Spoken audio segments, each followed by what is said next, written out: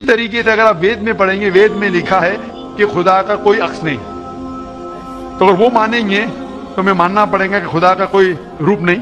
तो ये कहना कि गाय देवी है, ये कई पंडित कहते हैं कि हम जानते हैं कि खुदा एक है, हम जानते हैं ईश्वर एक है, लेकिन हमें कंसंट्रेशन के लिए हमें बहुत बार मूर्ति का सहारा लेना पड़ता है। पंडितों से मैं बात करता हूँ कि आपकी किताबों में साफ लिखा है कि भगवान एक है, ना उसका कोई अक्स है, ना कोई मूर्ति है, ना कोई पेंटिंग है, ना कोई पिक्चर है। तो वो कहते हैं हम मानते हैं ये बात पे, लेकिन क्या कंसंट्रेट करने के लिए पहले शुरुआत में हमें अक्स की जरूरत होती है, एक मूर्ति की।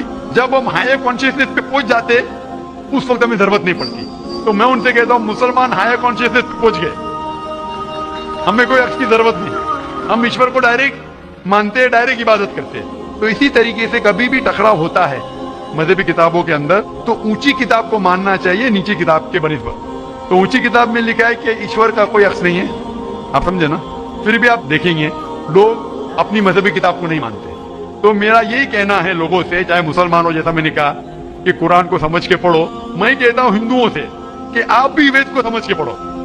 मैं कहता हूं इंडियन गवर्नमेंट से कि संस्कृत कम से कम हिंदुओं के लिए फर्ज करो, तो हिंदू कम से कम संस्कृत पढ़ सकेंगे, अपने मजहब के करीब आएंगे और हिंदू मुस्लिम भी करीब हो जाएंगे।